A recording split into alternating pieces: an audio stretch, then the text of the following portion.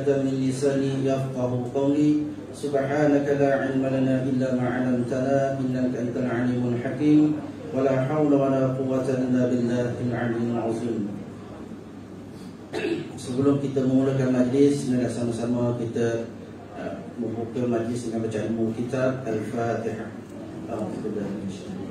Bismillahirrahmanirrahim. Alhamdulillahirabbil alamin. Iyyaka na'budu wa iyyaka nasta'in. Ihdinas siratal mustaqim. Shiratal ladzina an'amta 'alaihim ghairil maghdubi 'alaihim waladdallin. Baik, yang pertamanya kita memanjatkan setinggi-tinggi kesyukuran kepada Allah Subhanahu Wa Taala kerana limpah berkenan dan kurnianya dapat kita bersama-sama pada pagi yang berbahagia ini di Dewan yang serba indah ini, Dewan Datuk Zainal Abidin, Ibu Pejabat Fama, untuk sama-sama kita menghadiri majlis ilmu dengan salah seorang daripada tokoh ilmuwan negara kita yang tidak asing lagi, yang tak perlu kita perkenalkan lagi, dah pernah pun datang di Fama sebelum ini. Jadi kata kerinduan itu masih terasa. Akhir tak silap saya dengan Farid Ustaz ni kita jumpa pada 2013-14 macam tu dah lebih kurang. Ini datang dari Alhamdulillah. Jadi penceramah kita yang berbahagia Al-Farid Ustaz Datuk Muhammad Kazim bin Ilyas. Apa khabar Ustaz? Alhamdulillah ya. Sihat Ustaz ya. Dengan khabar berita dalam media sosial dengan diuji dengan kesakitan dan sebagainya. So hari ini macam mana Ustaz? Alhamdulillah. Alhamdulillah boleh sampai tu. Alhamdulillah. Okey. Lama tengok Ustaz di sini. Jadi kita mengenali Al-Farid Ustaz ni dari zaman-zaman dalam Siti lagi. Ya, ceramah-ceramah beliau sangat-sangat popular dan sehingga akhir sekarang ini. Tapi tak nampak tu. Alhamdulillah kita maintain. Dan itu saya bukti. Sebab tu kita nak jumpa tengok dan dia punya apa rahsia kita kongsi dalam sesi nanti. InsyaAllah. Jadi Alhamdulillah muslimin muslimat rahmati Allah. Jadi kita ambil keberkatan dalam bulan Ramadan ini. Pihak Fama dengan kerjasama Bahagian Pembangunan Insan dan juga Persatuan Kebajikan Ketangan Islam Fama Portif, dan tidak lupa juga Puspanita Fama. Ini warga wanita ni menyokong penuh aktiviti semarak Ramadan pada hari ini. Jadi Alhamdulillah kita dapat bertemu dalam program yang telah diaturkan bersama dengan Al-Farid Ustaz. Kita rancang dalam masa yang singkat dan dapat hari Ustaz ni. Jadi Alhamdulillah tajuk yang nak dikupaskan oleh Al-Farid Ustaz pada pagi ini tajuk yang sangat dekat dengan hati kita, iaitu indahnya Ramadan itu. Dan seperti mana firman Allah Subhanahu Wa Taala dalam surah Al-Baqarah ayat 183, A'udzubillahi minasyaitonirrajim. Ya ayyuhalladzina amanu kutiba 'alaikumus shiyam kama kutiba 'alal ladzina min qablikum la'allakum tattaqun. Matlamat Ramadan kita menjadi orang yang bertakwa. Jadi untuk mengupas isu indahnya Ramadan itu ini, saya menyerahkan kepada Farid Ustaz untuk mengupas tajuk dan juga berkongsi kepada kita bagaimana untuk menjadikan indahnya Ramadan itu pada kali ini. Dengan segala hormat yang dipersilakan Ustaz. Assalamualaikum warahmatullahi wabarakatuh. Bismillahirrahmanirrahim. Alhamdulillah wassalatu wassalamu ala Rasulillah wa ala alihi wa ashabihi ajma'in. Qala Allah Ta'ala fi kitabihil karim, tilka ayatullahi natluha 'alaika bil haqq wa innaka laminal mursalin. Terima kasih tuan pengacara majlis, tuan-tuan dan puan-puan, mudah-mudahan dirahmati oleh Allah Subhanahu Wa Taala. Di dalam Al-Quran itu terlalu banyak pengajaran, kisah, hukum yang Allah Ta'ala turunkan kepada kita melalui Nabi Muhammad SAW perantara daripada Jibril. Al-Quran sebagai panduan hidup, hudan lil muttaqin, petunjuk bagi orang yang nak menjadi orang bertakwa. Tadi ayat yang dibaca oleh moderator tadi 183 Al-Baqarah, la'allakum tattaqun. La'alla tu mudah-mudahan. La'alla ni mudah-mudahan, maknanya belum tentu lagi. Itu nama dia la'alla. Mudah-mudahan kamu jadi orang bertakwa. Natijah daripada puasa, mudah-mudahan kamu jadi orang bertakwa. Mudah-mudahan itu apa dia? La'alla. mudah-mudahan. Jadi hari ini kita dapat la'alla menjadilah. Apa pelajaran kau dapat hari ni kuliah sekarang ni? La'alla. Sudah. Apa tu? Mudah-mudahan. Kalau hak tu pun tak dapat, dia cek. Jadi kalau dah dapat la'alla, boleh balik. Dah dapat satu ilmu. La'allakum tattaqun. Mudah-mudahan kamu semua jadi orang bertakwa. Maknanya mudah-mudahan ni ada yang dapat, ada tak dapat. Belum tentu dapat. Itu mudah-mudahan. Kalau confirm dapat lain. Engkau dah pergi temu duka ke lihat? Sudah. Jangan ada harapan. Mudah-mudahan. Maknanya dia kena pergi temu duka dulu, baru mudah-mudahan. Engkau dah pergi temu duka lihat? Tak pergi. Habis dia apa? Mudah-mudahan dapat dah. Masa tak dapat pun serupalah. Kalau kita tak puasa, memang tak dapat dah takwa. Tapi kalau kita berpuasa dengan penuh keimanan, insya-Allah mudah-mudahan jadi orang bertakwa. Paling mudah cerita tentang orang bertakwa ni apa dia? Masuk syurga tanpa hisab. Kita nak masuk dalam dewan ni pun kena sign borang, tulis nama lah, scan lah benda. Nak masuk syurga, tak ada hisab, masuk terus. Hebatnya. Kita nak masuk dalam dewan ni, kan ada makan, minum tak ada. Kau kat laut tak ada. Tapi nak masuk tu kena scan. Syurga tak payah scan, tak payah masuk. Dalam pula subhanallah tak dapat dibandingkan kenikmatan dia. Sebab tu siapa yang masuk syurga faqad faz. Faz ni maknanya berjaya. Faz. Jadi siapa yang nama dia Faizah, berjaya. Faz. Faizin minal aidin wal faizin. Lagi 27 hari kita sebut Selamat Hari Raya Aidilfitri minal aidin wal faizin. Faizin itu maknanya apa? Berjaya. Awak kerja apa? Saya berniaga. Jangan kira bolehlah berjaya dah. Belum tentu berjaya. Awak lulus SPM ke? Alhamdulillah saya dapat 8A. Saya berjaya dah, alhamdulillah. Di dunia ni cakaplah macam mana pun tak berjaya. Hakikat sebenar kejayaan yang dia masuk syurga. Mana ada keindahan yang lebih manis daripada masuk syurga. Kita di dunia ni pun kalau berjaya memiliki king pun kita rasa berjaya lah. King apa? King Maybe. Senang orang haji Ustaz, tak kenal lah. Kita dapat King Maybe pun Allah seronok sangat lah. Padahal puasa dengan King Maybe tak ada apa pun. Sebab itu kejayaan sebenar duduk syurga. Jadi kalau kita di dunia ni hidup kita biasa-biasa ya. Hidup kita lah, tak apa ceria lah hidup saya Ustaz. Biasa lah dunia. Kan tempat seronok 24 jam. Tempat seronok 24 jam syurga. Walaupun saya berjaya memiliki rumah atas bukit Ustaz. Rumah saya, rumah banglo, rumah agak atas bukit tu Ustaz. Saya berjaya Ustaz, harga 3 juta tak 4 juta tak berjaya saya. Betul kau berjaya tapi kau tak tenang. Sebab belakang rumah kau, rumah aku dah untuk. Kau tidur pula malam ni ya Allah. Luar lah tidur hotel malam ni. Tak lena kita, berjaya pun kita. Dunia ni Allah Ta'ala nak hinakan senang. Senang ya Allah Ta'ala nak hinakan. Dia bagi tanah untuk dia rumah kita. Tak ada siapa nak beli rumah. Itu kadang-kadang rumah tak untuk. Allah hantar ular.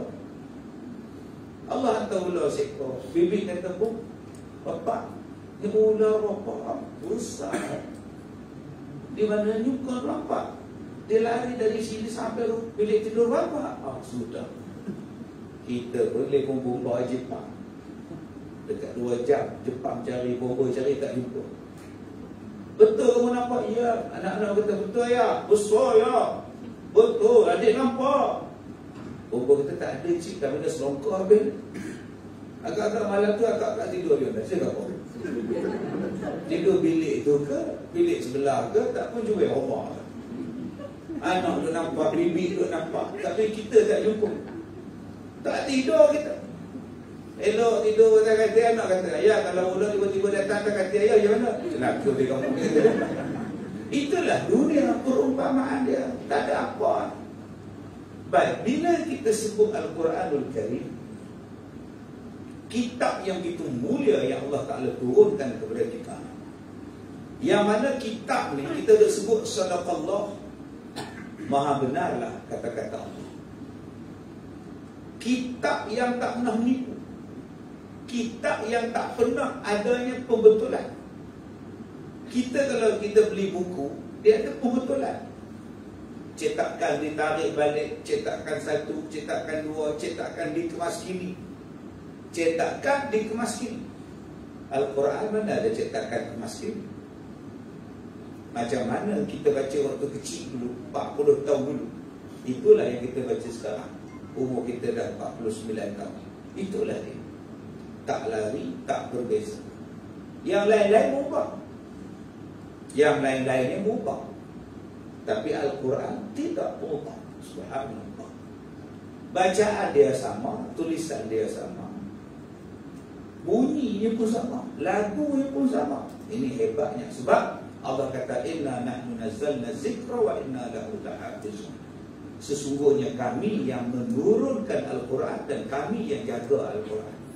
Kalaulah bukan Allah yang menurunkan Al-Quran, fasayar tilafan kathira, kamu akan nampak banyak benda yang salah di dalam Al-Quran.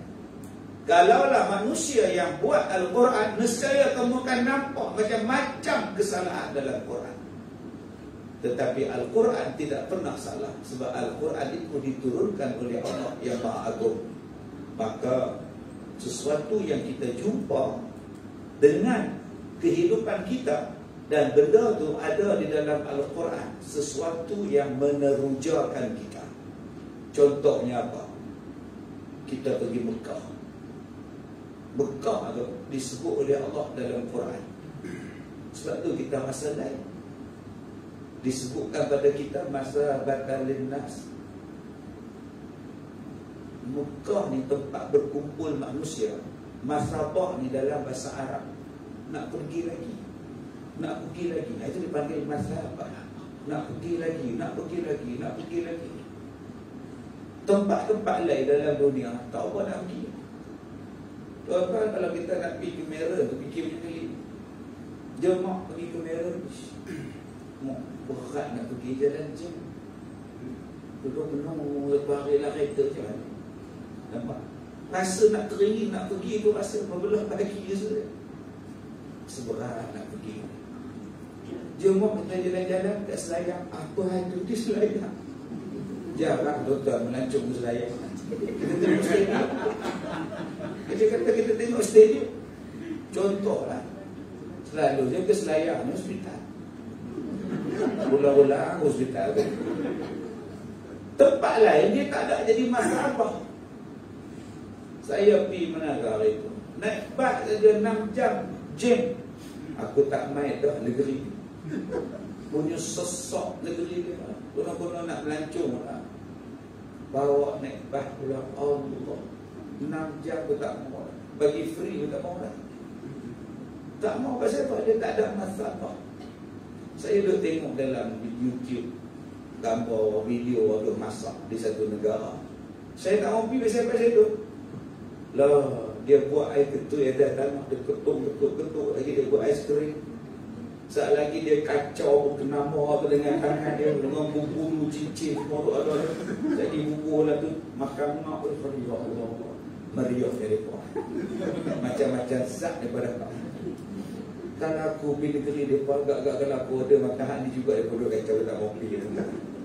La ilaha illallah. Baik, kain tolak tu lah meja, kain tolak tu lah pinggan dia. Asal lagi kaki dah masak pula surat khabar pula. Bungkus surat khabar, duk bayar apa? Surat khabar tu orang baca, orang ni baca, duk dah tanah, duk atas lantai ni bungkus makan kita pula. Oh, sudah. Dia tak jadi masalah. Berbeza dengan Mekah, kata Allah.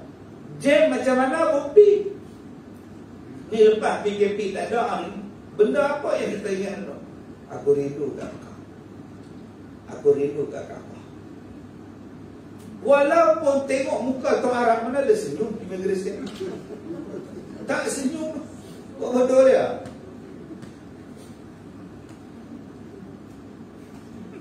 Dia betul kan Vera. Kita mengingat ni semua bucak. Rupanya dia suruh ambil ni. Tu scan tu. Scan jari kita. La ilaha illallah lah. La ilaha illallah. Han cakap lah mana aku tak. Oh, dia suruh tak. Oh, baru nampak muka kita. Oh, han cakap lah lagu tu. Kita faham ni tak. Mengucap satu Malaysia kita. Tak ada mesra alam langsung. Apa yang dia? Aku pergi Mekah ni bukan pasal dia. Aku pergi Mekah pasal Allah suruh pergi. Aku rindu kat Kaabah. Aku rindu nak tawaf. Aku rindu nak salat. Ini dipanggil sebagai masabah. Sebab tu bila sampai saja di Mekah, hati rasa lain. Duk dalam bahar kita nampak pintu gerbang tanah suci, tanah haram tu, tanah halal, tanah haram, dah rasa lain. Allah, kita dah masuk dah bahagian tanah haram. Tanah haram ni bukan maknanya dosa. Kamu tak pergi Mekah gede? Tanah haram. Haramnya lah. Ialah tanah haram. Masjid haram berapa pun. Kat Malaysia banyak masjid halal. Ialah kan. Tanah haram tu lain. Haram tu yang dimuliakan. Maksud dia. Bukan haram tu dosa. Faham tanah haram lagi tu. Bukan. Yang dimuliakan. Yang ada pantang larang dia. Nak masuk dalam tu ada pantang larang dia. Tak boleh buat ini, boleh buat itu. Tak boleh buat ini, boleh buat itu. Itu nama dia Masjidil Haram. Buat tu ihram. Bila kita masuk buka, sampai dekat Masjidil Haram, tengok lampu terang-terang. Masuk saja dalam masjid, apa yang kita tengok? Kaabah. Kita tak cari yang lain. Kita masuk Masjidil Haram tu, kita cari Kaabah tu. Jarang orang cari dia. Jarang tuan-tuan duduk dalam Masjidil Haram. Kurma di mana jual kurma? Tak ada orang tanya kurma kan? Tengok Kaabah. Kaabah mana mak? Tu. Ya Allah, ya Allah, ya Allah dulu. Jaga sebut ye, hari, ya lah. Ya ye, lagi jangan. Dia tengok Kaabah tu dia takkan sebut ura lagi dah. Ada marah, tak faham. Dia tengok je Kaabah, ya Allah, nangis dia. Dia akan menangis entah. Atau menangis. Pasal apa? Masalah berkali. Walaupun dia tengok nak balik sekali lagi buat tawaf wida, lagi naik. Jarang orang tengok Kaabah tu gelap. Lah nampaklah Kaabah besar, rupanya kecil. Ini 3 suku kan. Ada wayar putih kan.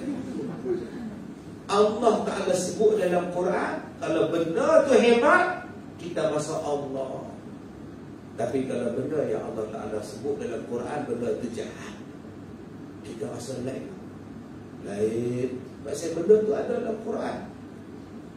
Dapat surat kiriman daripada Allah tu, nama dia Al-Quran. Surah daripada Allah. Kita ingat raya puasa kita tahu dulu-dulu. Waktu kita ni bujang-bujang lah, jadi 5 orang, isteri orang.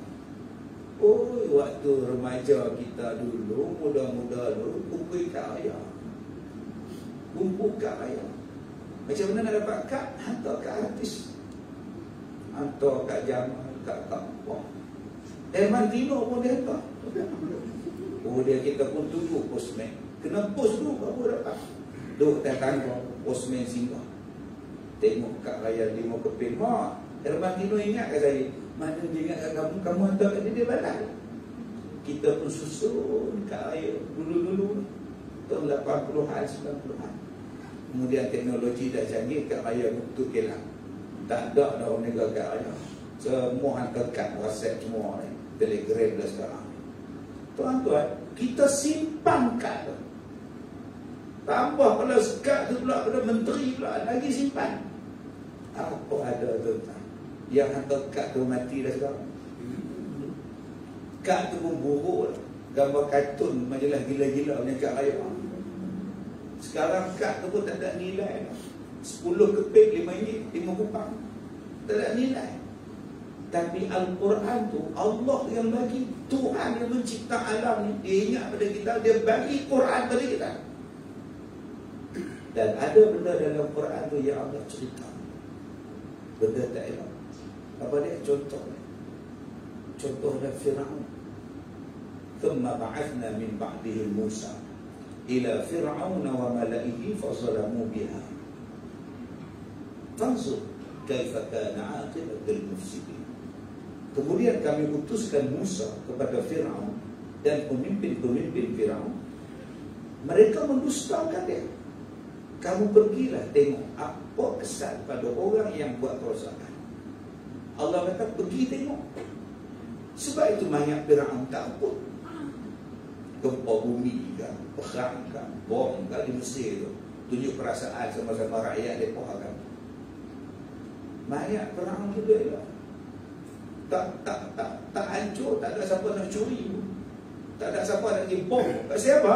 Pasal Allah kata pergi tengok. Pergi tengok mayat dia. Quran kata pergi tengok. Kalau mayat dia hancur, nak tengok apa? Kalau mayat dia tak ada kena bom, apa yang tuan-tuan nak tengok? Sebab itu Allah pelihara mayat Fir'aun sampai kiamat. Sebab Allah kata dalam Quran, pergi tengok, fangzur, pergi tengok.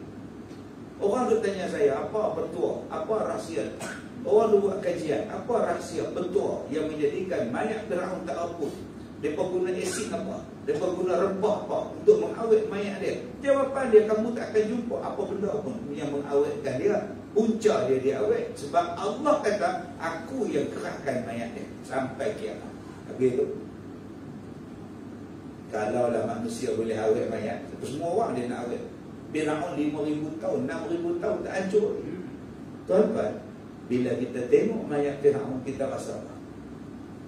Orang ni, orang yang dilaknat oleh Allah depan mata aku, duduk dalam cermin.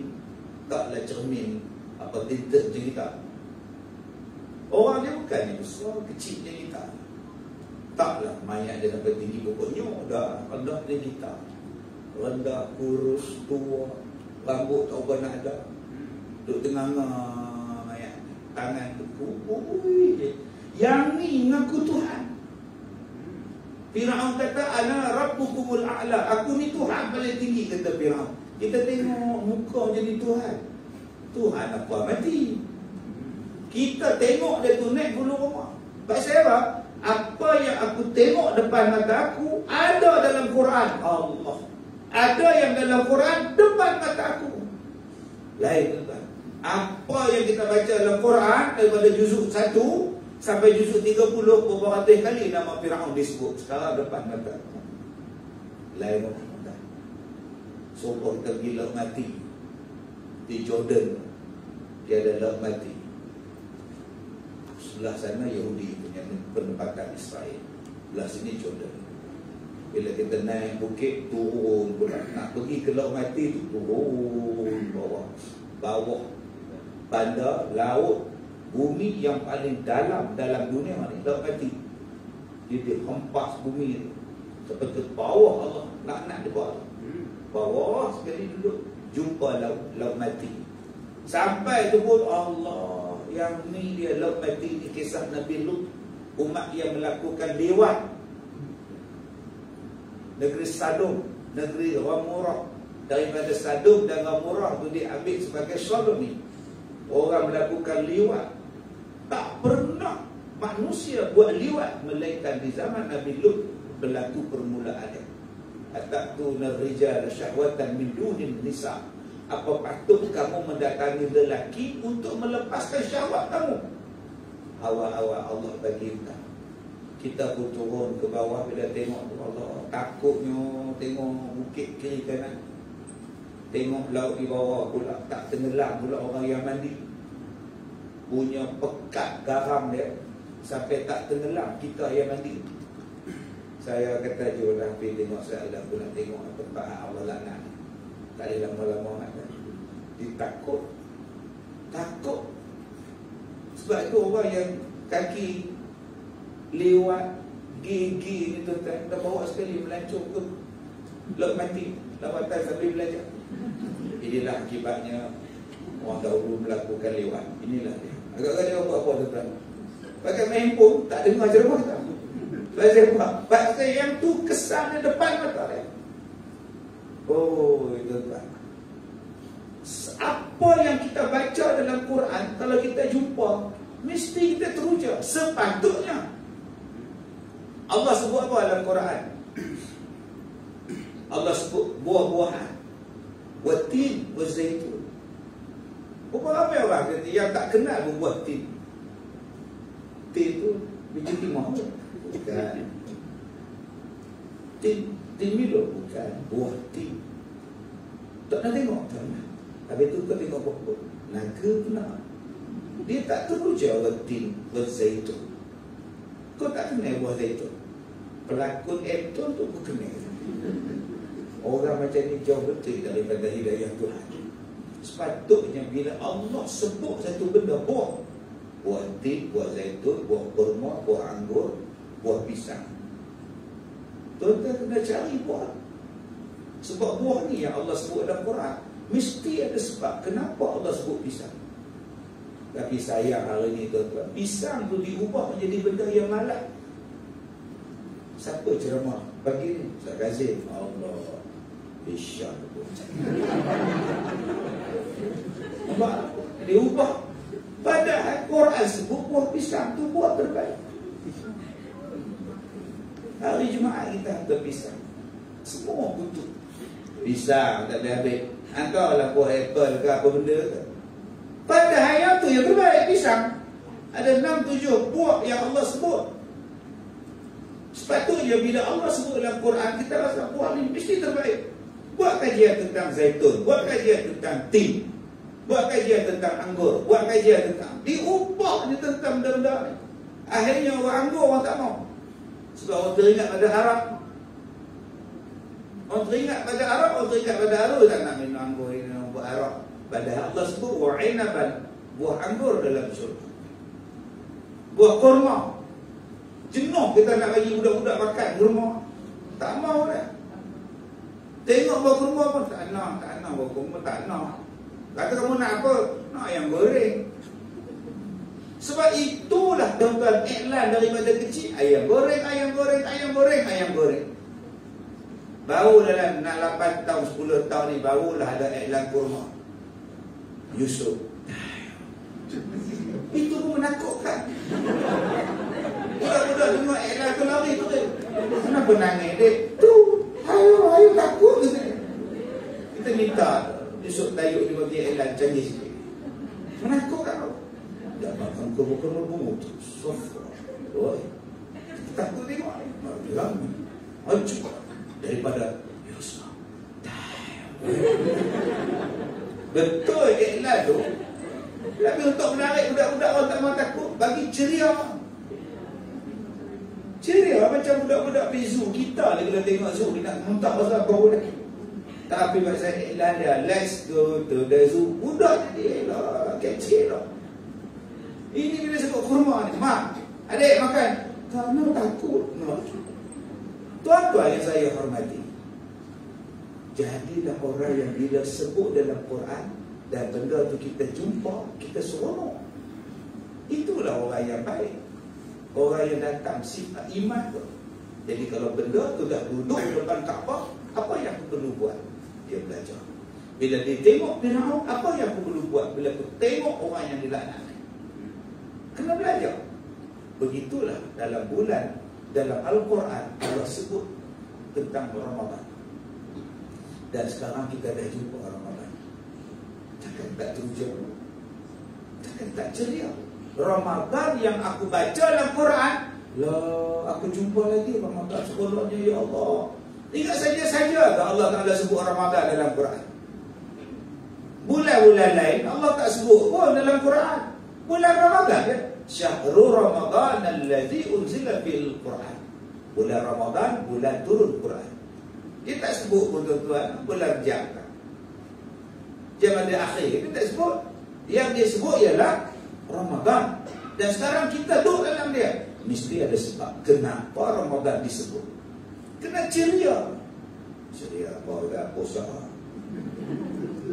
Mati kan? Puasa ni mati kan? Oleh itu ceria. Lapar. Itu soalan dia mati kan? Tak mati kan? Dia. Tak ada apa. Puasa biasa. Tak makan, tak minum.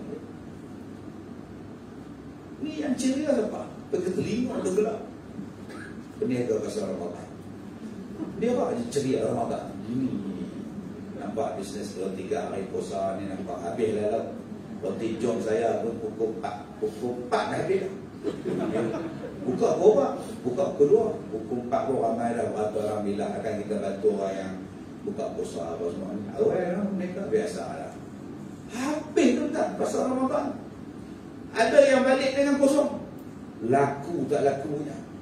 Tentang perasan tak dalam dunia kita banyak benda yang menjadi sunnah Rasulullah, yang menjadi amalan orang Islam, ditukar sedikit-sedikit daripada amalan dan benda yang sepatutnya. Dan benda itu dianggap normal. Kita panggil dinormalisasikan.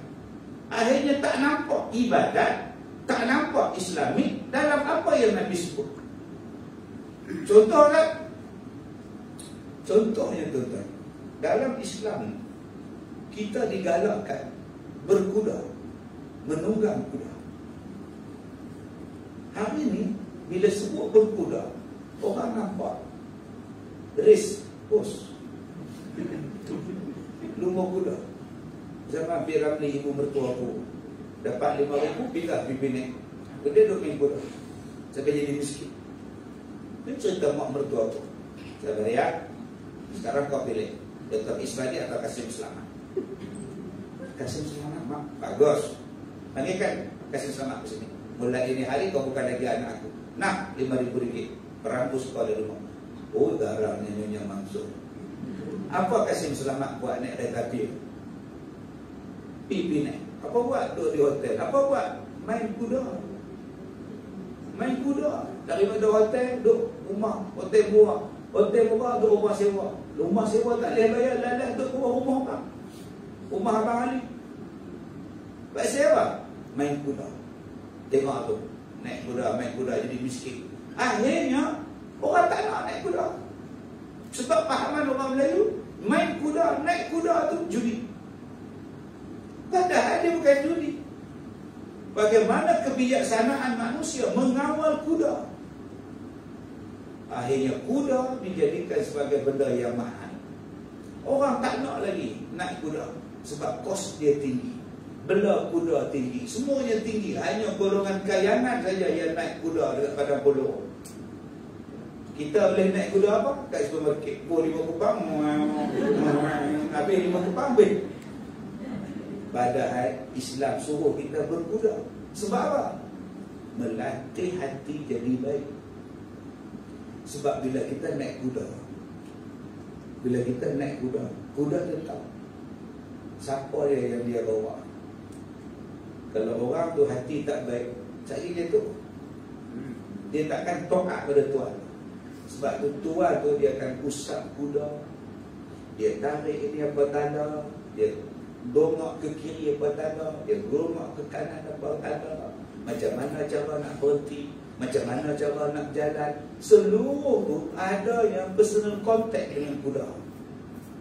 Sebab itu orang dia kontrol body dia, dia kawal badan dia, maka dia boleh mengawal seekor kuda.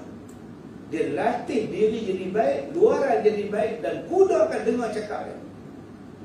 Walaupun dengan bersiul saja, kuda akan datang pada dia. Kita tengok cerita Lord Ranger. Anda faham tak? Tak faham tu lah. Tapi orang ubah kuda tu jadi judi. Nombor 2, Islam suruh kita berenang, belajar berenang. Berapa ramai orang Islam tak boleh berenang? Nak berenang macam mana? Kalau berenang kena pakai sepeda. Takkan tu imam nak pakai bikini? Imam tak boleh pakai kain pelikat, tukar sepeda. Duduklah hotel, duduk menung. Saya nak mandi, tak? Jaga tu halal lah. Dia tengok datang, tidak boleh je dengan perempuan tu mandi, kita imam ni. Tak boleh mandi. Syarat dia mesti pakai pakaian renang. Wah, akhirnya orang Islam tak boleh berenang. Yang berenang apa dia? Yang boleh pakai bikini. Padahal berenang tu asas kehidupan.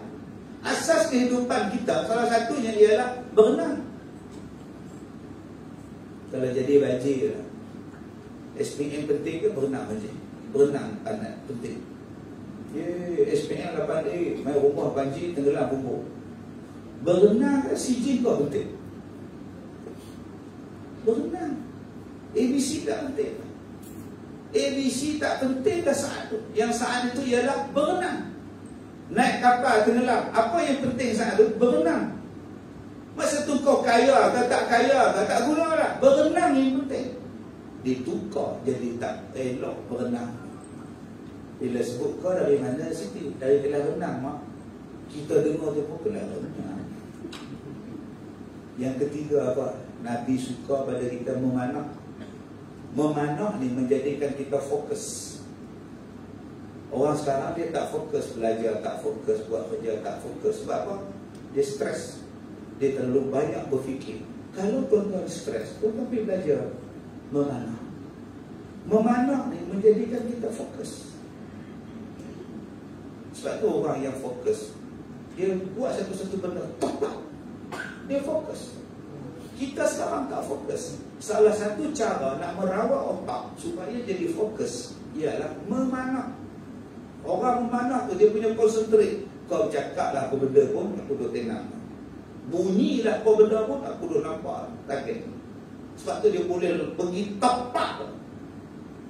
Selalu yang menang pingat Olimpik ni orang Korea. Tengok mana Korea tarik pipi ni RM2 sebelum. Padahal gemuk-gemuk tarik. Itu realiti. Yang kita ada tengok K-pop semua handsome main tarik Korea gede. Tu dia rupanya orang Korea betul ke tak? Tak ada apa-apa. Kita tahu sudah. Kalau tengok Korea lah, Seganya, Jumon, Sega. Habis tengok lepas tu mana tu buat tak? Aku keluar TV tu memanglah Sega. Dia punya tepat begitu. Tapi orang dah ubah memanah tu, pergi pampir. Hidup tembak anak batung. Jatuhlah bear punya batung, dapat wali rumah. Dia ubah gitu. Subahlah bulan Ramadan, bulan paling mulia sebab ada puasa. Apa yang perlu diubah tentang Ramadan? Bulan membeli belah, bukan bulan ibadah. Sebut je bulan Ramadan apa dia? Shopping. Sebut je Ramadan apa dia? Bazar Ramadan. Sebut saja bulan Ramadan apa? Jualan runtuh, jualan murah. Dia ubah daripada bulan ibadat kepada bulan buat hebat, jualan hebat. Daripada bulan ibadat kepada bulan juadah diubah. Maka tiap-tiap hari kita akan fikir, hari ni nak buka puasa kat mana ya? Pukul 9 kan dah. Waktu duduk tulis nama. Jadi ke movie dulu ni? Tak ada. Jarang tanya. Ada baca tadarus malam ni? Obat lahum tak tanya. Dia tanya dia tu. Semalam kau pergi buka buku kat mana? Kau pergi kat sana. Amal apa? Nak tapi lepas sedap tak? Iya ke? Bertanya aku pergi pula. Jarang dia tanya. Semalam kau terawih di mana? Aku terawih sana. Cepat ke lambat habis? 9:20 dah habis. Oh cepat. Tuan-tuan, kita dah diubah benda tu dan kita anggap seperti normal. Normal lah tuan-tuan. Bulan nak balik kampung, bulan nak berebut tiket bus express, bulan nak berebut tiket ETS. Inilah bulan dia. Akhirnya matlamat asal Ramadan untuk kita jadi bulan ibadat dan penuh keindahan dalam dia sudah tidak ada. Jadi macam mana kita nak buat supaya kita balik pada asal balik? Apa kehendak Ramadan yang sebenarnya yang Allah Ta'ala turunkan kepada kita? Terlalu banyak hukum dan hakam di dalam bulan Ramadan. Wallahu a'lam. Itu baru mukadimah.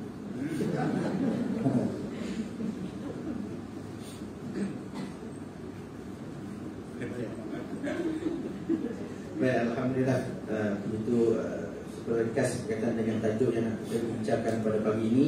Jadi kita juga memberi ruang kepada muslimin-muslimah yang hadir pada hari ini, termasuk mereka yang menyaksikan secara live pada pagi ini sama ada melalui channel FB ataupun juga platform Google Meet, dan boleh mengajukan soalan kepada ceramah kita. Jadi untuk meneruskan program kita ini, sebelum kita ke sesi soal seterusnya, saya ingin mewawarkan atau memaklumkan pihak Pusat Pendidikan Al-Barakah yang dikatakan oleh para ustaz kita mengadakan sumbangan daripada tuan-tuan perempuan yang ada terima rezeki ingin menyumbang dalam Ramadan yang penuh keberkatan ini. Jadi boleh menyumbang ke Pusat Pendidikan Al-Barakah Ustaz di Manju sana. Ya. Ataupun pada hari ini siapa nak menyumbang pun boleh lah, nanti minta sedia dalam bekas tampung dan sebagainya. Jadi jalan-jalan lebih yang ada tu sebelum dia membazir tempat lain. Baik tuan-tuan mengaku dan saham yang berkekalan panjang, insyaAllah. Baik, persoalan Ustaz pada pagi ini, kita berkisar dengan tajuk indahnya Ramadan. Bagaimana untuk kita memperbaiki amal ibadat kita dalam Ramadan ini supaya tidaklah sama dulu kini dan selama macam tu je. Pergi dalam Ramadan kadang-kadang jumpa hasil, kadang-kadang dia sa'i je, kan? Tapi ibadah pun tak ada. Jadi bagaimana kita nak mempertingkatkan ibadah kita untuk memastikan indahnya Ramadan kita pada kali ini? Silakan Ustaz. Baik, tuan-tuan yang saya hormati, setiap satu benda kena berbeza. Duduk di masjid kena berbeza daripada kedai mamak. Kalau masjid pun macam kedai mamak, kan dah tak ada apa istimewa lagi masjid. Sebab tu bila masuk dalam masjid, kita masuk dengan tahiyatul masjid. Jarang orang buat tahiyatul mamak. Tak ada, tuan-tuan. Tapi kalau kita masuk masjid tak ada tahiyatul masjid, apa makna masjid? Nak masuk masjid dengan wuduk. Kedai restoran tak payah wuduk. Hai abang, wuduk nak ke masjid ke? Tak. Kedai tom yum je. Jarang, tuan. Duduk di dalam masjid sampai-sampai je semayang. Pergi restoran tom yum, tak ada semayang sunat. Duduk je, order sampai. Pergi duduk dalam masjid, jangan bercakap, berborak benda yang lara. Kedai tom yum lain, lara saja. Tengok budak tom yum lara dah. Budak baru dia. Masa baru sampai ni. Oh, boleh tahan lah. Orang siap biasa. Oh, nampak tu dah lara lah. Kalau duduk di masjid pun macam tu lagi, kau pergi kedai tom yum tu imam, pergi. Budak baru tu imam, kata Bilal. Elok dia orang-orang. Maknanya kau dah tak reti bezakan antara masjid dengan kedai tom yum. Masjid bukan tempat untuk kita nak berseronok. Masjid adalah tempat untuk kita mengabdikan diri kepada Allah. Begitulah bulan Ramadan. Kalau masuk bulan Ramadan, sama kita buat dengan bulan-bulan lain, kau tak faham indahnya Ramadan tu. Sebab tu Nabi kata, binasalah orang yang masuk bulan Ramadan tapi keluar tak dapat keampunan daripada Allah. 3 benda ni Nabi kata celaka ni. Pertama, orang yang ada mak bapak tapi tak dapat keampunan, keredaan daripada mak bapak. Ada mak tak ada bela, ada bapak tak dipeduli, sibuk lepas menikah, sibuk dengan isteri, tak balik dah. Anak makcik tak balik dah, makcik balik juga. Oh, bagilah. Lepas menikah tu balik kejap, lepas tu tak ada balik dah. Lah, berapa lama nikah dah? At least 10 tahun. Kamu ada mak tapi kamu tak dapat keredaan mak bapak. Kereta baru bang, ada rezeki lebih. Pak di kampung nak jalan kaki ke masjid. Cantik baju Kak Leha, alhamdulillah ada rezeki lebih. Jekel buat offer. Itu je dapat sikit kan offer bulan Ramadan ni, Jekel buat offer. Kata dia. Atau mak dia, akak tak beli baju dekat mak di kampung. Rasanya telekung dia tu dah 6 tahun. Akak pakai telekung Siti Fatimah, mak Siti apa pula di kampung. Tak dapat keredaan mak bapak. Yang kedua, orang yang disebut nama Nabi SAW, dia tak jawab SAW. Orang ni celaka. Okey, celaka dia. Tak jawab salam, selawat tak berselawat ke atas Nabi SAW. Yang ketiga, siapa dia yang celaka ni? Orang yang masuk dalam bulan Ramadan duduk dalam bulan Ramadan, keluar daripada Ramadan tidak mendapat keampunan daripada Allah. Dia tak dapat ulaika jazaa'uhum maghfirah, dia tak dapat keampunan pada Tuhan. Jadi apa dia yang manisnya Ramadan ni yang berbeza dengan bulan-bulan lain? Bulan keampunan. Kita ni tak minta ampun ni macam tak ada dosa. Tak ada persiapan untuk mati. Ada orang yang takut mati sebab dia tengok kubur, gelapnya takut, sunyinya takut. Dia pesan ke anak dia, kalau mak mati janganlah tanam mak kat belakang sangat kubur tu. Itu tanamlah tepi-tepi jalan sikit, dengarlah sikit kereta tu, tak adalah sunyi sangat. Iyalah mak, dia pesan suruh tanam tepi jalan, kereta menuju deram tu tak ada sunyi gitu dia. Bayangkan tuan-tuan, apa persiapan nak masuk situ. Maka orang kafir, persiapan dia bawa kereta, bawa rumah. Tengok persiapan orang kafir nak mati. Kereta replika, Lamborghini tu, rumah, duit. Kita bukan persiapan tu. Amalan kita. Bila bulan yang penuh dengan amalan berlipat kali ganda ni? Ramadan. Kenapa tak rebut? Kita hanya rebut bila datang bulan-bulan tu untuk untung pada kita. Mana ayah? Biasalah ayah ke laut.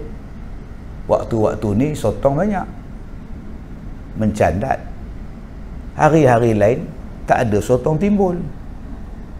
Musim ni musim sotong tu, nampak bulan tu cerah tu. Banyak bulan dia buat. Satu bulan pun sotong keluar dah. Satu bulan tu sotong tahu bulan dia keluar. Akhirnya dia orang buat bulan banyak, penuh lampu dekat laut. Sotong bodoh, banyaknya bulan, pakat naik semua. Maka pakat orang mencandat. Kenapa tak mencandat sekarang? Sekarang bukan musim dia. Nampak? Musim durian. Balik Batu Kurau dia. Abang nak ke mana? Mesyuarat Fama di Ipoh. Cadang nak lajak sekali ke Batu Kurau. Nampak tak? Sadang nak lajak sekali ke Batu Kurau sebab nak makan durian Batu Kurau. Nampak? Berebut orang. Balik kampung tu yang Os buat lagu tu. Oh, durian. Nampak? Oh, koma durian udah luruh. Moh kita cepat pergi sulung. Lambat sikit. Koma dapat habuk. Kalau tidak, jawabnya tinggal pokok. Musim durian banyak saudara, marah. Betul tuan-tuan, balik kampung. Balik kampungnya, tak ada durian, hutan kampung. Ini ada. Kenapa Allah bagi satu musim, satu bulan ibadah, kita biarkan dia berlalu? Alangkah ruginya kita musim durian, dibiarkan runtuh, tak kutip-kutip. Dibiarkan luruh durian, tak kutip-kutip. Alangkah ruginya kita. Sotong menaik-naik, engkau tak candak sotong, waktu tengah banyak. Saya ni orang Felda, hidup saya dulu dengan kelapa sawit. Bila kami dapat duit lebih masa itu, kelapa sawit taklah mahal macam sekarang ni. Sekarang jangan. Boy, dulu macam mana nak dapat duit lebih? Niaga MLM, dah lah kot Felda, meniaga apa? Kami jual cendawan, musim cendawan, nama dia cendawan tahun, kulat tong nama dia. Saya panggil kulat tong. Bila kita tarik daripada tanah, dia memanjang. Saya ingat lagi, peneroka juga jual dekat Pasar Borong Selayang. Daripada Felda Besaut Sungkai tu, jual kat situ. Masa itu sekilo pun RM10, RM15, kira mahal masa itu, tahun 80-an. Kalau siapa-siapa ladang dia tak kutip cendawan tu, rugi. Dia kata, lah, ingat tak boleh makan. Saya sepak buang. Apalah orang dapat satu guni RM15 1 kilo. Hang pula pergi sepak buang benda tu. Dia pun besok pergi cari balik kulat tu. Semua dah kembang dah, tak laku dah. Ni nama dia cendawan, hang tak kutip mak rugi. Sekarang nama dia bulan Ramadan, kenapa tak kutip? Kalau setakat cendawan tu apa ada?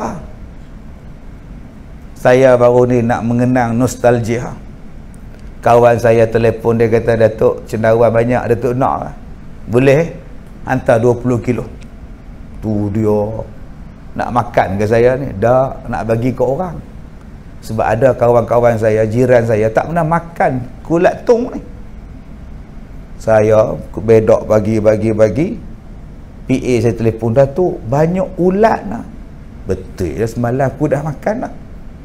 Saya pun pergi tengok, betul tuan-tuan, ulat dia keluar penuh. Habis atas jalan, atas apa nama, tai ni habis. Loh, banyaknya.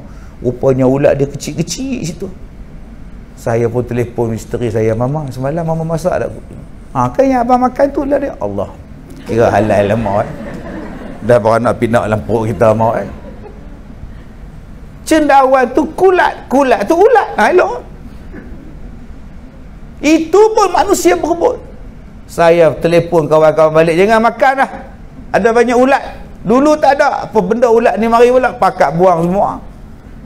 Kita benda hak dunia ni, kalau kita tak rebut pun kita rasa rugi. Padahal kalau kita rebut pun ke Jamban pergi dia. Tuan-tuan duk rebut roti john kat pasar, berbaris begini, panjang tengkok, ada lagi ke? Ada lagi ke? Tengkok ni panjang ni, duk tengok ada lagi ke? Aku dah baris dekat sejam. Elok sampai kat dia, habis. Aku terajar lagi kan, kata dia. Sanggup kita tu hanya nak cari roti john. Dulu berbaris cari kuih keria. Ingat kuih keria kat Melaka. Sampai ke jalan, kita tengok, abang tak ada orang, rezeki kita abang. Dia pun beratur, rupanya dia berbaris masuk dalam kedai. Pula pusing 4-5 pula. Loh, banyaknya lagi. Tengkok duk panjang, tengok ada lagi kat aku ni. Bulan Ramadan ni tak payah panjang tengkok, memang Allah bagi cukup. Roti john tu yang buatnya manusia, dia pun tak larat nak bakar sampai 100 keping. Tapi yang bagi Ramadan ni Allah, cukup kalau kita rebut semua. Tapi sayang, berapa ramai yang rebut. Hak kuih keria juga yang dia rebut, roti john juga yang dia rebut, KFC tak ada ais batu juga yang dia rebut. Tak ada ais batu dia marah, nak ais batu, woi marah tuan. Anda faham tak faham sudah. Kenapa Allah bagi pada bulan Ramadan? Kau rebutlah labu, cukup semua orang. Abang pergilah sembahyang tarawih, rebutlah pahala kelebihan. Abang tak nak rebutlah, kan tak cukup kan. Astagfirullahalazim. Aku terajar laki aku ni kan, dia boleh cakap nanti kalau aku pergi sembahyang tak cukup pula orang lain, aku duduk di rumah sudahlah. Ingat ni pasal Ramadan ke? Boleh habis pukul berapa? Rebut peluang 24 jam selama sebulan Tuhan bagi kau, balon betul-betul. Jangan jadikan Ramadan macam bulan-bulan lain. Tuan-tuan nak shopping bulan lain, nak buat kuih bulan lain. Ini bulan ni lah buat kuih, macam tak ada bulan lain. Cuti seminggu kan, pergi masjid tarawih ke benda ke, kakak buat kuih. Dah ambil cuti kat Fama lah. Awal kamu cuti nak buat ibadat 10 malam terakhir ke? Nak ambil tempahan banyak, Alman London lah, Alman Selaniang lah, apa benda lah. Akhirnya terlepas. Dulu opah minta maaf tau, 10 malam terakhir minta maaf, tak surau. Minta maaf lah dengan terkut-telekung, minta maaf. Nak tak datang malam esok, tak datang dah. Opah, kan ada lagi 10 malam. Aku nak buat kuih, kata tak ada lah. Kuih tu sebelum puasa boleh buat. Yang kau gatal nak buat bulan Ramadan tu buat apa? Apa penting benar ke kuih ni? Kuih boleh beli tunjuk tak meriah ustaz, tak ada raya, tak ada kuih, tak ada raya lah ustaz. Kena ada kuih juga. Dulu kita 2 tahun tak balik kampung, raya elok. Duk menor di rumah, yang baca khutbah pun suami kita. 2 tahun tau. Elok je raya. Semua sendiri dengan mak dengan anak gini-gini. Pukul 10 buka balik baju Melayu tu. Benar. Tak ada raya. Elok kau hidup. La ilaha illallah. Jom tuan-tuan kita ubah. Patutnya 10 malam terakhir lagi pulun. Sebab pada 10 malam terakhir itulah terlalu banyak benda pesta ibadah yang Tuhan bagi. Seronok tuan-tuan. Masalah kita tak jadikan Ramadan tu seronok sebab tak ada persaingan. Dia seronok ni sebab bersaing. Depan kita tu stadium.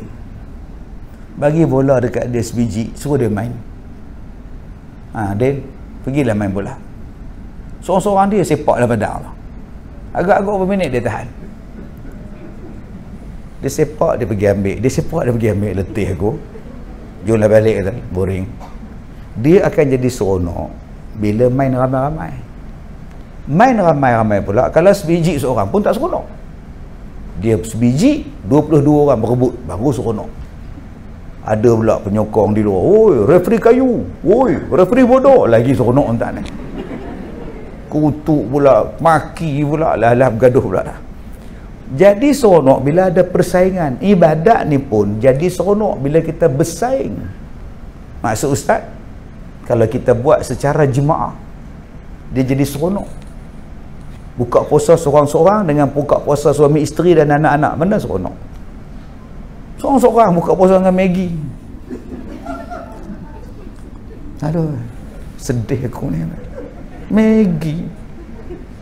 Maggi satu, Milo satu. Apa rasa entah? Mana nak seronok buka puasa dengan isteri, buka puasa dengan anak? Masa itulah anak kecil menyebuk, kamu dah tak puasa, kamu sibuk. Tapi seronok sama naik dengan anak. Anak kita suap, kita suap. Kita suap dia, kita suap kita. Suap dia, kita suap kita. Kadang-kadang kita yang nak suap kita yang banyak. Budak tu lambat nak kunyah. Makan, tak nak mama. Mak. Dia jadi seronok sebab dia lakukan secara jemaah. Sebab tu buka puasa di surau masjid macam dulu seronok. Indahnya Ramadan dulu-dulu buka puasa di masjid. Oh tuan-tuan, satu hidang tu semua dah kumpul dah. Pukul 7 dah duduk mesyuarat dah.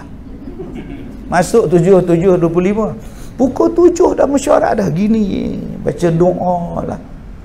Kemudian datang Ramadan 2-3 tahun ni tak seronok, masjid tak buat.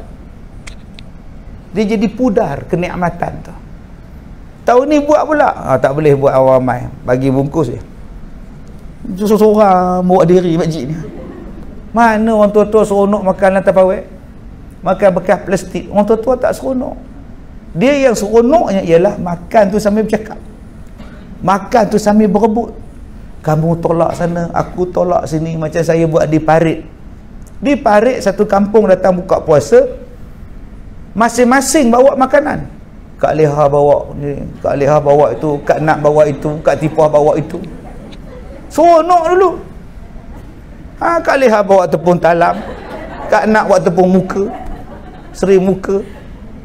Kak Tipah bawa bihun, Makcik Nak bawa nasi, Haji Dolah bawa ayam panggang, ikan goreng, Haji Mia bawa tapawai kosong. Senang mungkin bawa balik.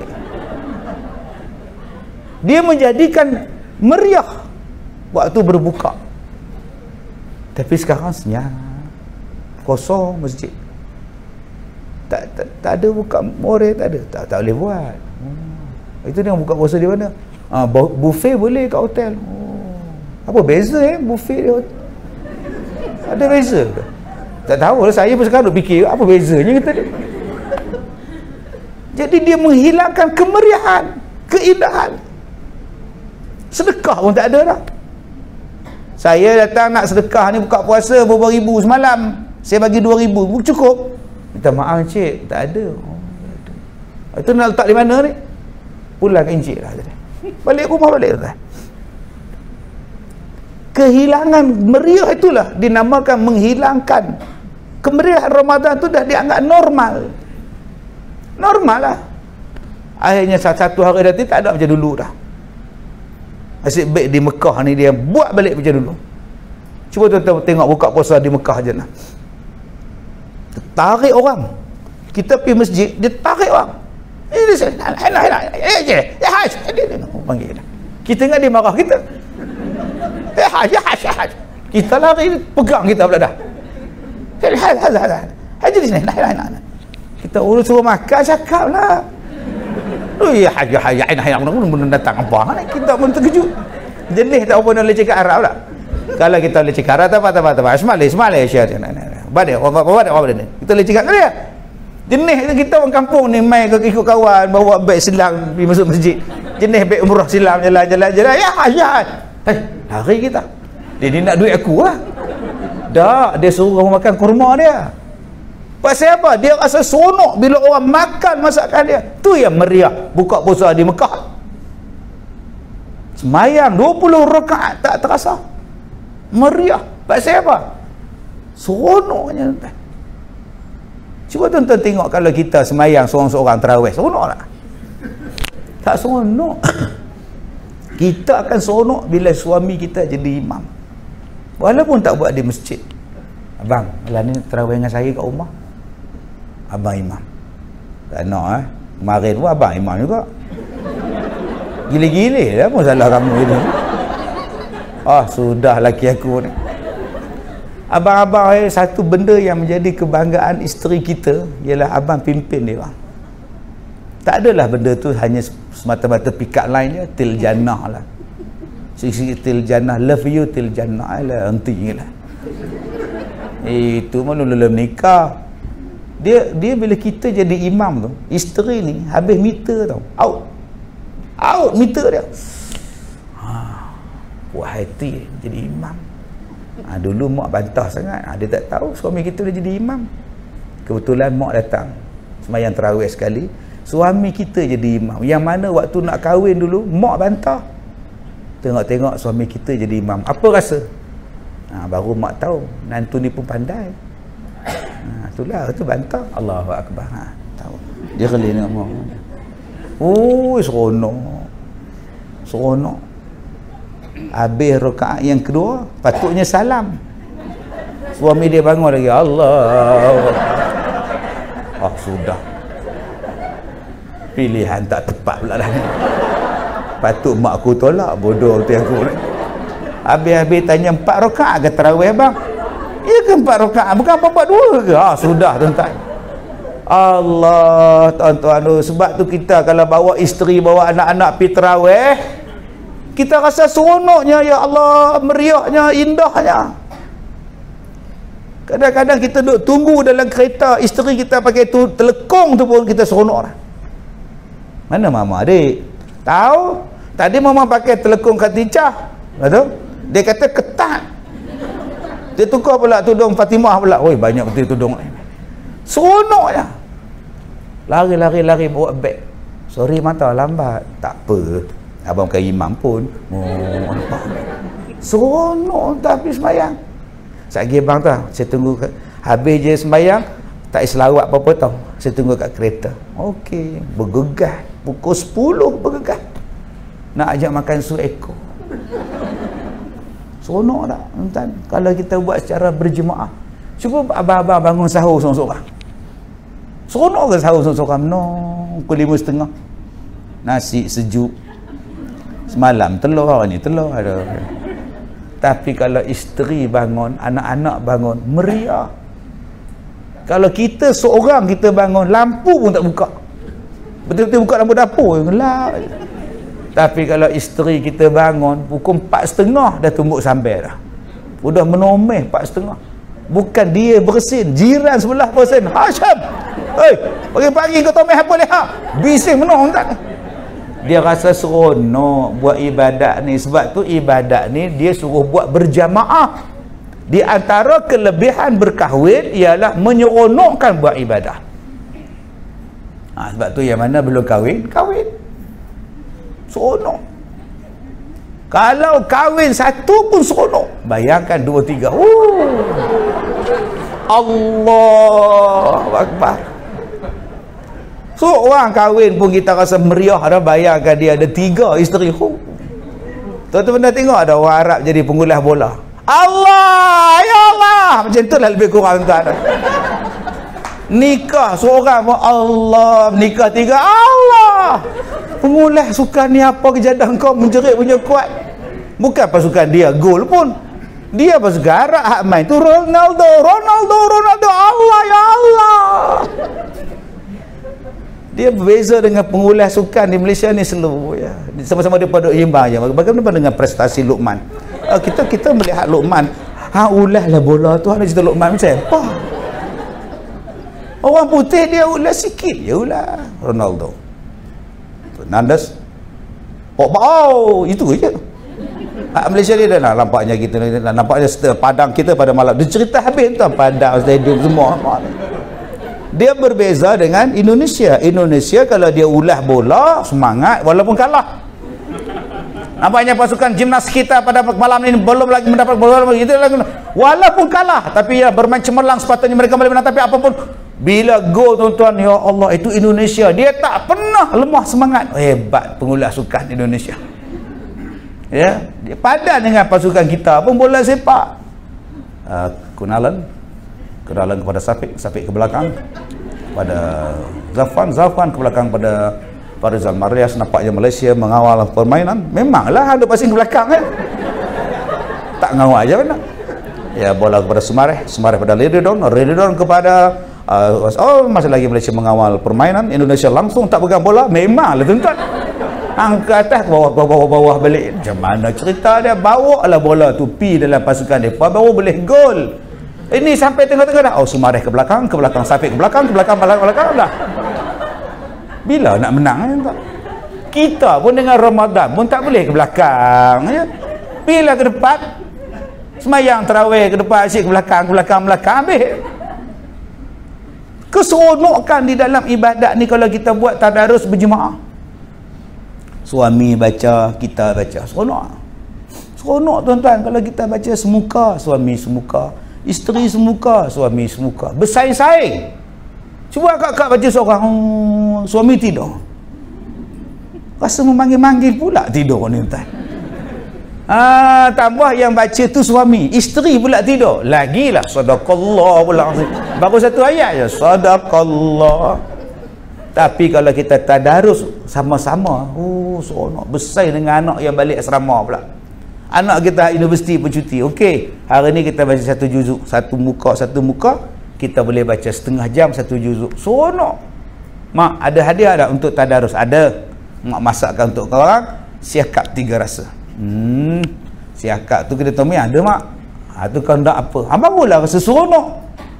Ini yang disuruh untuk bagi indahnya Ramadan kita ni. Persaingan mengerja di dalam ibadat. Ada ayat Quran yang menyuruh kita bersaing. Ada fastabiqul khairat, berlumba-lumbalah kamu untuk berbuat kebajikan. Jadi ibadat ini nafsu tak suka. Maka kalau tuan-tuan nak bagi sukakan ibadat, buatlah secara berjamaah. Cuba saya ceramah malam ni dengan pagi ni dengan moderator. Apa rasa? Tuan-tuan semua tak ada, kursi kosong. Tuan-tuan yang saya hormati, Ramadan ada Kak Leha duk ngendak kat pintu. Ngendak kat pintu tu. Ustaz ni gila ke apa tadi? Gila saya. Gila. Walaupun duk ceramah seorang-seorang tak sihat. Saya 2 tahun tak sihat. Duk ceramah depan Facebook punya ni. Ceramah depan kamera. Sendaklah kita. Siap anak tengok ayah aku tak sihat apa kan. Ceramah online 2 tahun lebih tuan. Berbeza dengan ceramah offline macam ini. Lain. Ceramah online depan kamera lain. Ceramah seorang-seorang. Ceramah boleh, feel tak ada. Bila ceramah macam ni ada feel. Walaupun saya tak nampak feeling tuan-tuan. Semua duk topeng bila nampak feel.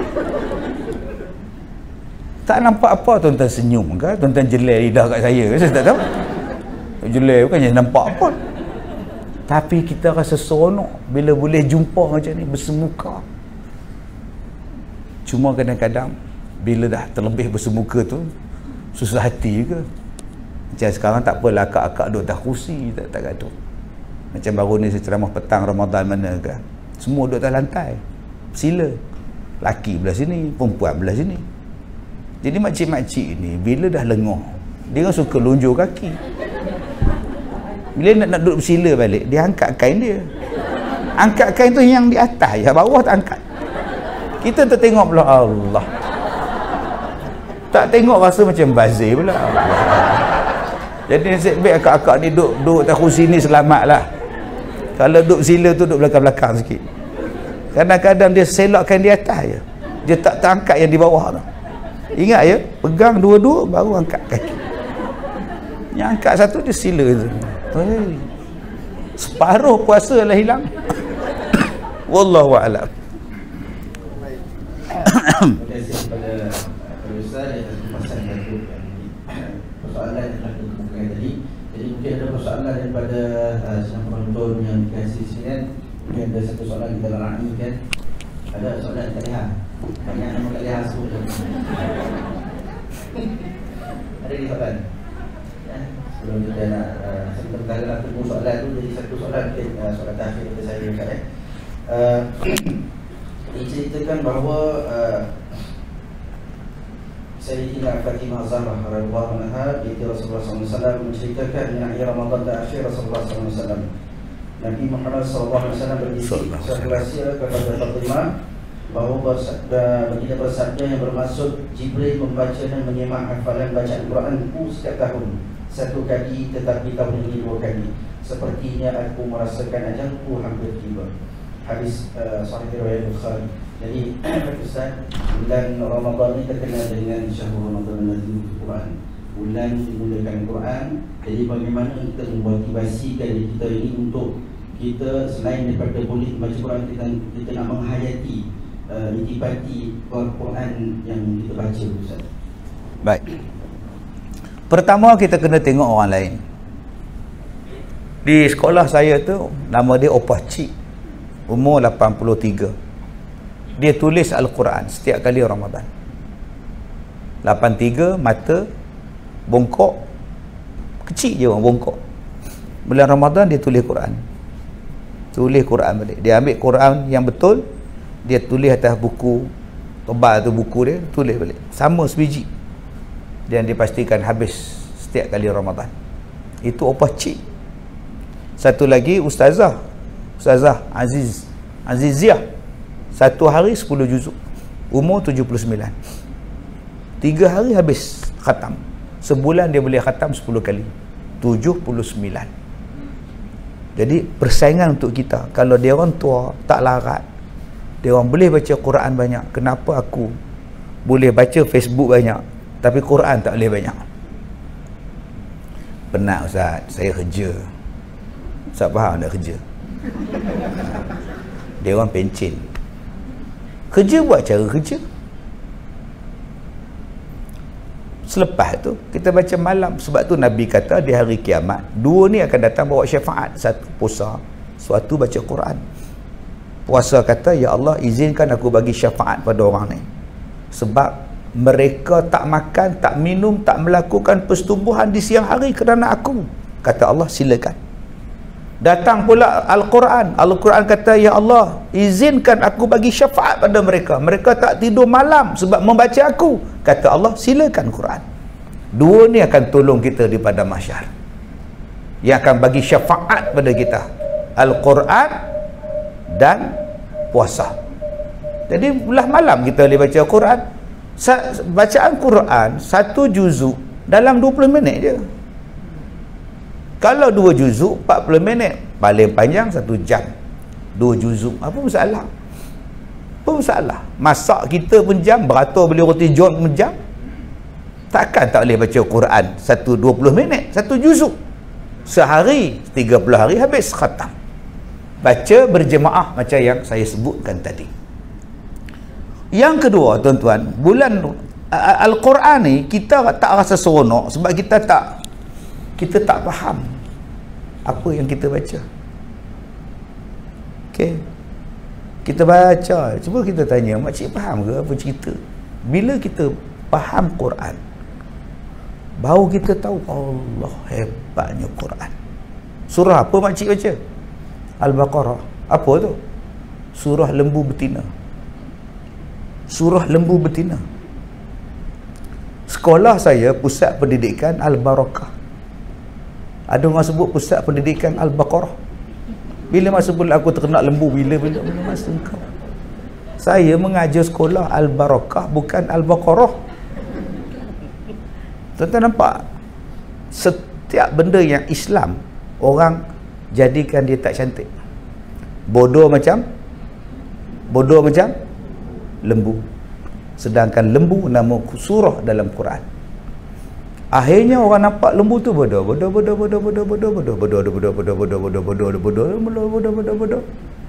Sebab dah set minda bodoh macam lembu.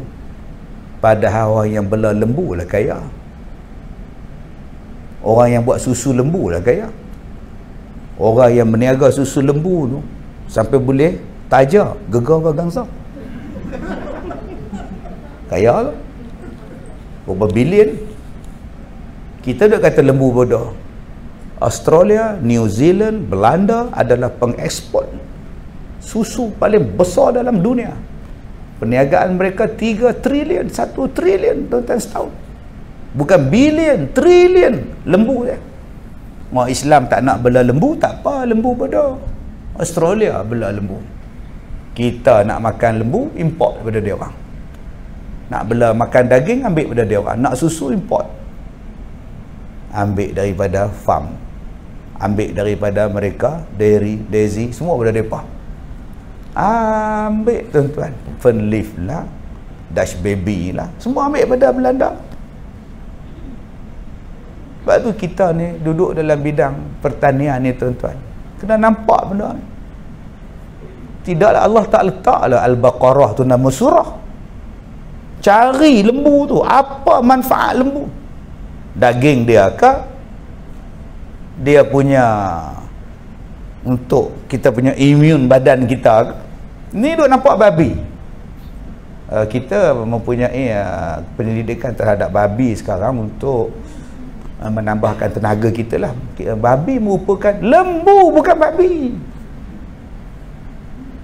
Tapi sayang tuan-tuan, kita tak nampak kalaulah seluruh felda ni, yang tanah dia berjuta ekar ni, di samping tanam sawit, bela lembu, selesai masalah.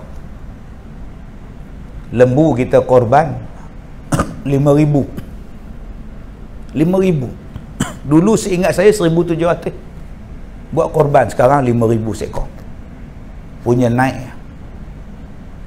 Tuan-tuan tak bela lembu pun tak apa, buat makanan lembu pun cukup lah.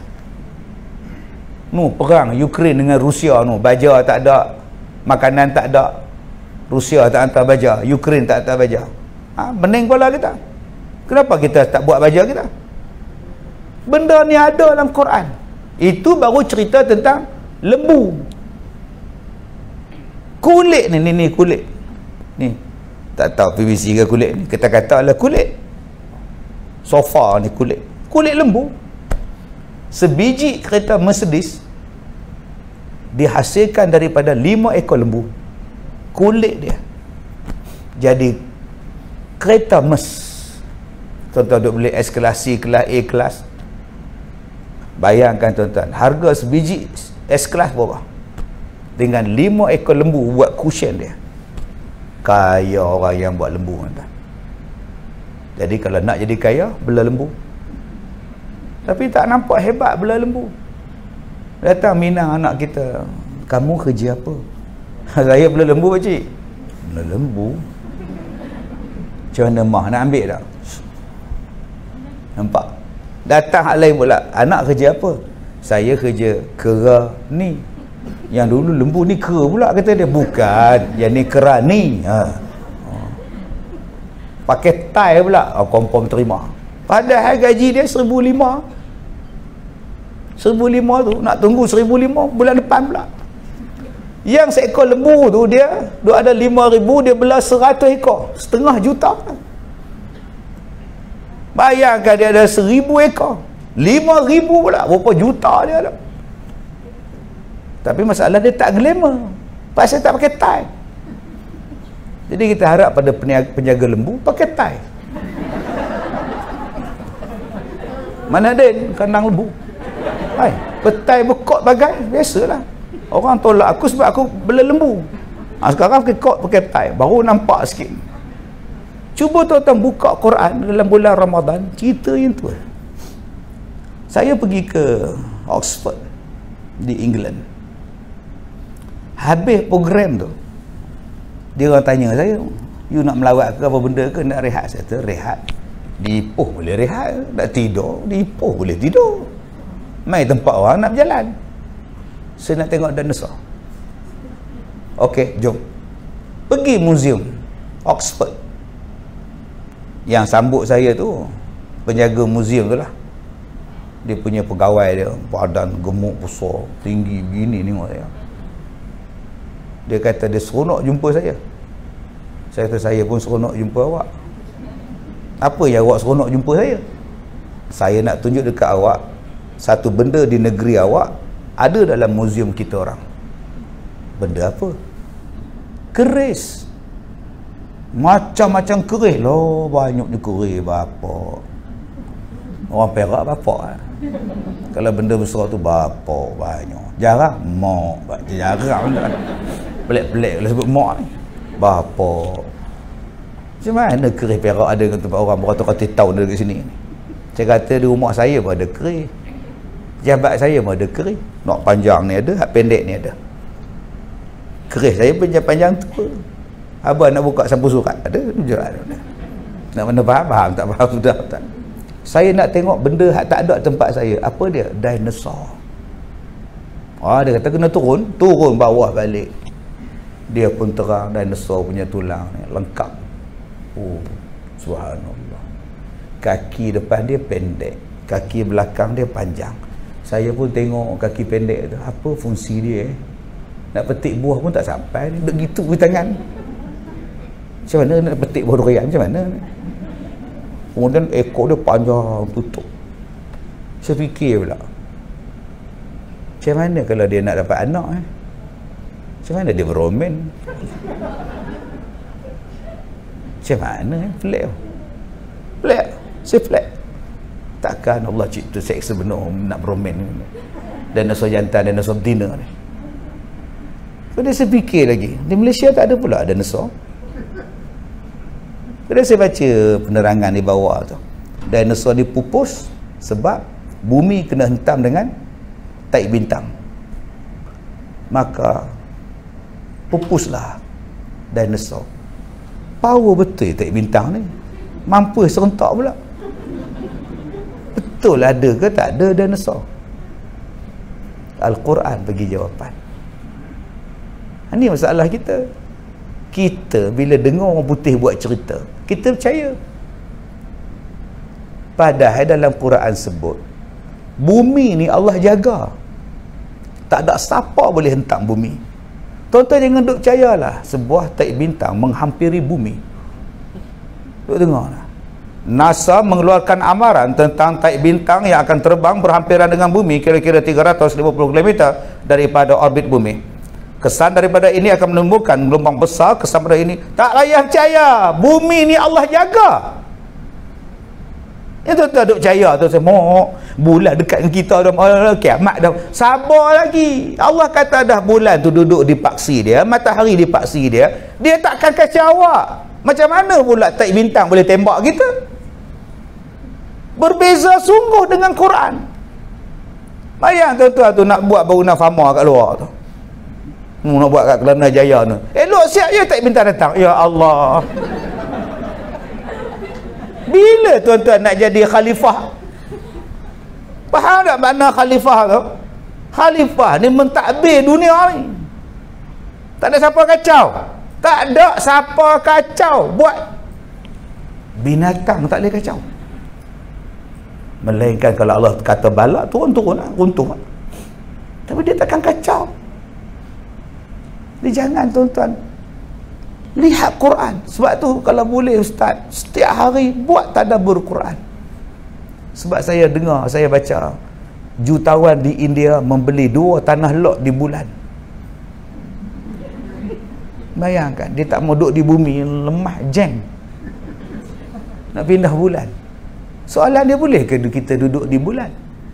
Kita baca pula NASA keluarkan. Pihak NASA telah menemui setumpuk air di planet Mars.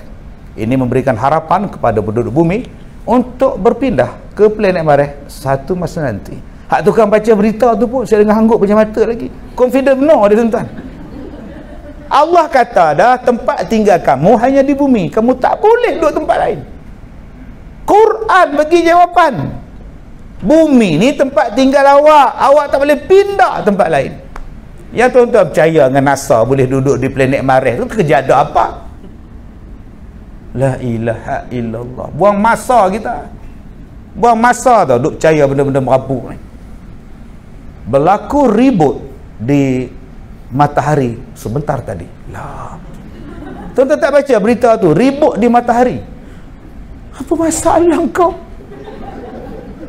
Ribut bila dia di matahari, tuan-tuan makanlah tom yam.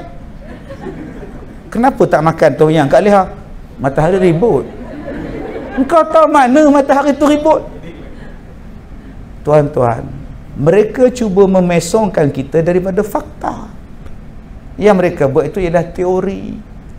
Bila kita baca betul-betul seronoknya Quran, ada ilmu sains, ada geografi, ada ilmu biologi, ada ilmu kemanusiaan.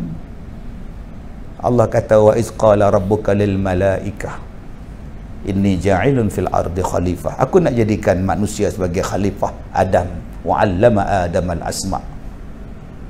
Sebab itu bila saya sebut tuan-tuan anak-anak cucu Adam, tuan-tuan tak marah. Tuan-tuan sidang hadirin, anak-anak cucu Adam yang saya muliakan, marah tak? Memang kita anak cucu Adam. Tapi kalau yang ini, tuan-tuan sidang hadirin, anak-anak cucu beruk yang saya hormati. Ustaz, saya tampar Ustaz kan? Kan belajar hari itu manusia asal pada beruk.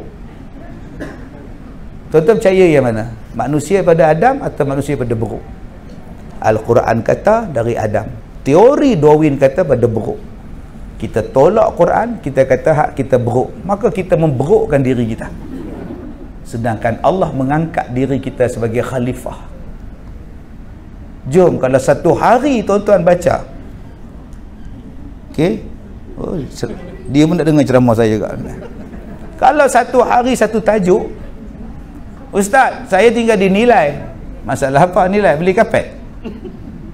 Tak, semalam UFO datang. Jadi ulang balik. UFO datang dekat kita orang. Jadi nampaklah dia terbang biru pusing kan. Ada dalam Quran cerita UFO. Buka Quran. Macam-macam benda dia cerita. Yang ni ada, yang ni tak ada, yang ni ada, yang ni tak ada. Bila tuan-tuan faham Quran tu, ya Allah seronoknya. Tadi cerita lipas. Bayangkan kalau yang naik atas pentas ni, labah-labah. Orang perempuan dia takut pada apa? Lipas. Kita ingat apa melompat atas katil. Kenapa? Lipas. Lagi apa yang orang perempuan takut? Alat penimbang. Oh. Kalau ada di pejabat, di simpanan store tu. Akak nampak tak alat penimbang? Tak tahu. Pada dia sorok kat dapur tu.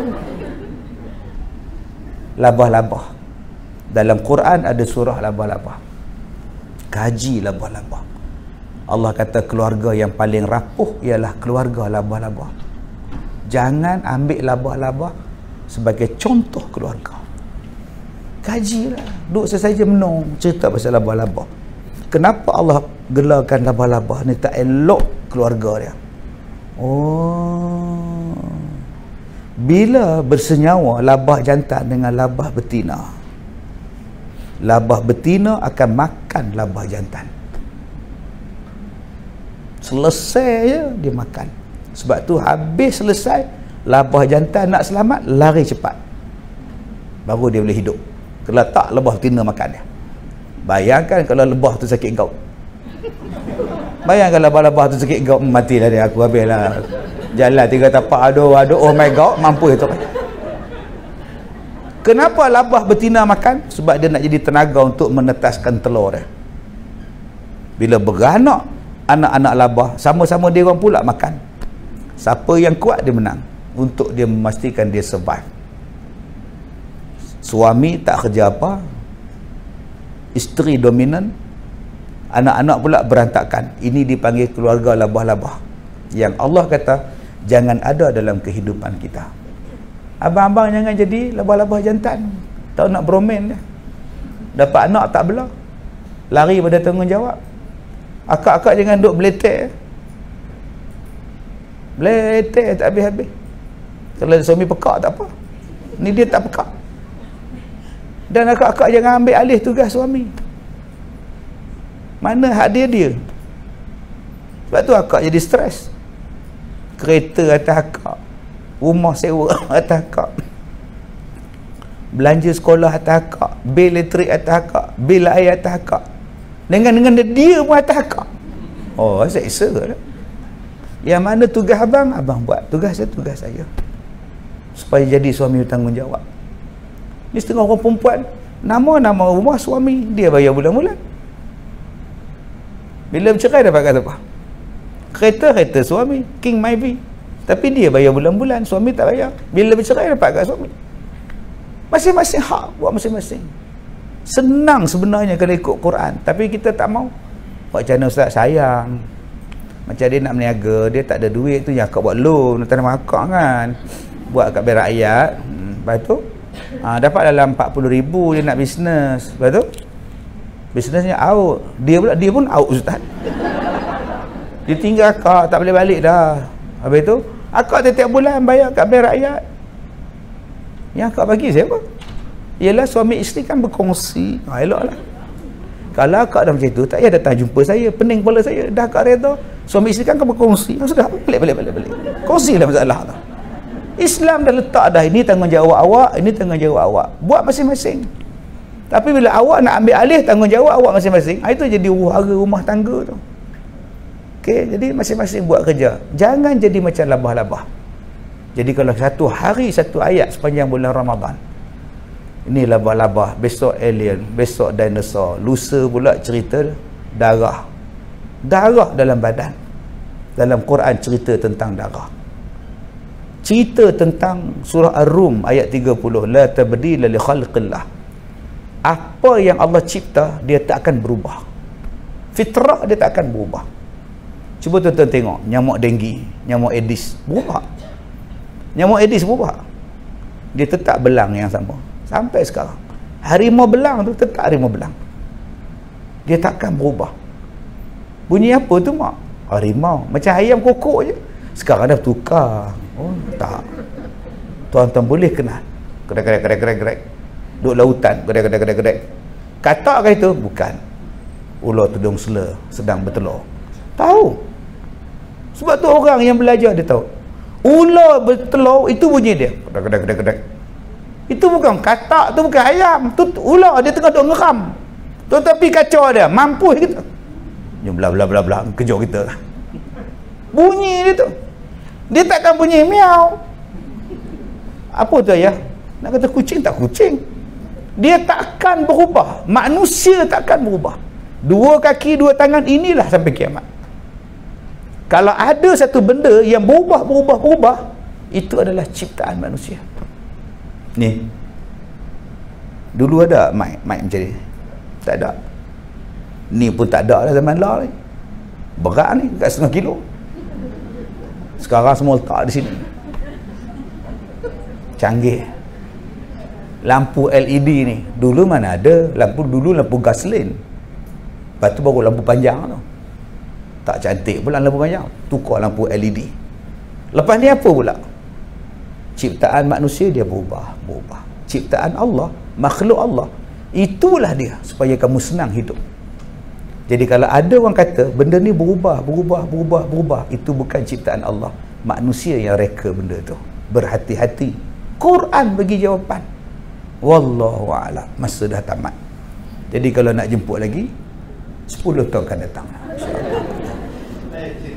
Alhamdulillah, terima kasih kepada berbagai penulis Datuk Khalil Ilyas di atas pesan antipati tajuk yang kita bincangkan pada hari ini, iaitu indahnya Ramadan itu. Jadi mudah-mudahan segala intipati yang dikongsikan oleh Pak Ustaz dengan kita pada pagi ini sebanyak memberikan motivasi kepada kita untuk meningkatkan amal ibadah, khususnya di dalam bulan Ramadan ini, untuk memastikan la'allakum tattaqun itu menjadi satu kenyataan bagi kita.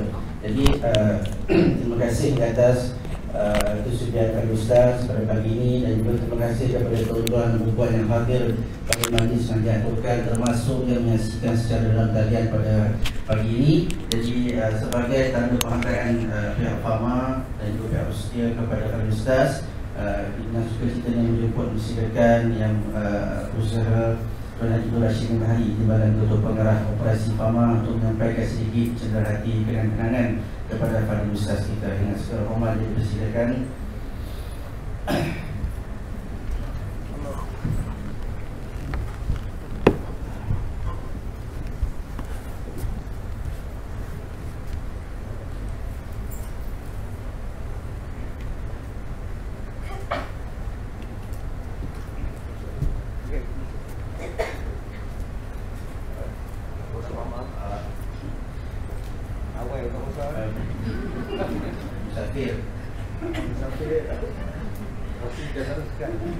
Baik, terima kasih lagi kepada Pak Ustaz. InsyaAllah kita akan tangguhkan majlis kita pada pagi ini dengan bentuk dengan bacaan surah Al-Ma'az dan juga sebagai farah dan juga salawat atas Nabi sallallahu alaihi wasallam. Bismillahirrahmanirrahim. Subhanallah wa bihamdihi, asyhadu an la ilaha illa anta, astaghfiruka wa atubu ilaik. Bismillahirrahmanirrahim.